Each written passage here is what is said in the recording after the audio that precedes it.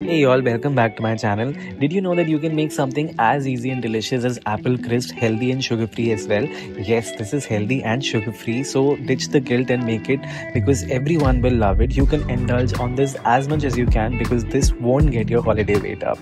So without any delay, let's get baking. So to begin the recipe, first you have to take some golden delicious apples chopped up in a bowl.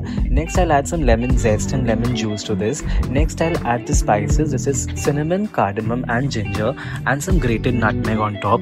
I'm adding stevia here as a sugar-free sweetener. You can add any sugar-free sweetener of your choice. Next I'll add some cornstarch and some chopped up walnuts and raisins. Adding the cornstarch to the chopped apples make them really pulpy and they do not get mushy after they get baked.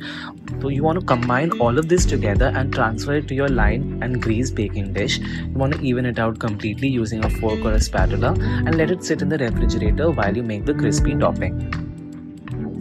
For the crisp topping, I'm using some coconut flour to make it gluten-free. Next, I'll add some stevia, cinnamon, rolled oats and cold unsalted butter cubed. Remember to use cold unsalted butter and also cubed up butter. You do not want to use melted butter here because as the butter melts over your crisp topping, it's gonna taste very delicious and it's gonna get beautifully caramelized. Simply add all the mixture of your crisp topping over your chopped up apple pie filling and bake it 400 Fahrenheit or 200 degrees Celsius for just 15 minutes.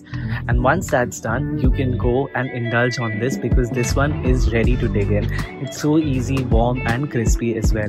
I love to serve this warm because this tastes the best along with some favorite vanilla bean ice cream. I'm using sugar-free vanilla ice cream here along with some zero sugar caramel syrup. You can add zero sugar maple syrup for topping as well, and this one won't disappoint you for sure.